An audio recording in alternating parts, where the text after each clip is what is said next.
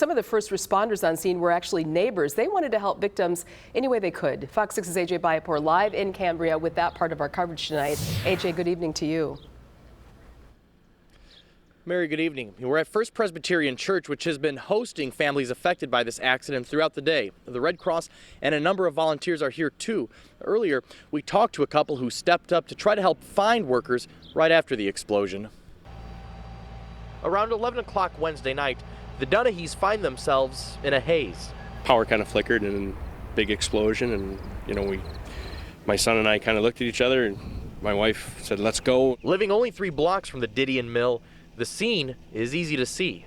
You saw an orange ball, the dust and everything. The couple, along with their 19-year-old son, goes onto the property and begins to see injured workers emerge. Well, the ones that were walking and everything, they did have burns. Some of them, their clothes were tethered and stuff.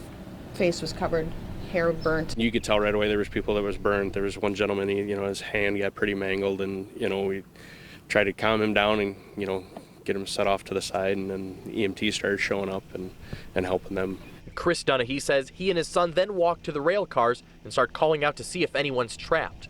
By the grace of God, we heard somebody that, hey, we're over here, and we were able to get some firefighters over that way, and the one gentleman was free, and he got out, after a few hours because he didn't want to leave his friend that was there, and then they proceeded to work on the gentleman that was trapped. The explosion kills 1 worker and injures more than a dozen. By Wednesday afternoon, 2 others remain missing. The family of one of those missing declines an interview, but says their loved one has a 3-month-old baby.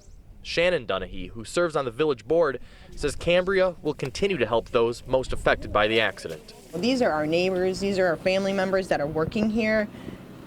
They're injured, they need our help. They're gonna do it. A community-wide vigil is planned for tonight. It will be here at the church. It's set to begin at 7 o'clock. Reporting live in Cambria, AJ Bayatpour, Fox 6 News. Thank you, AJ. And the Red Cross was in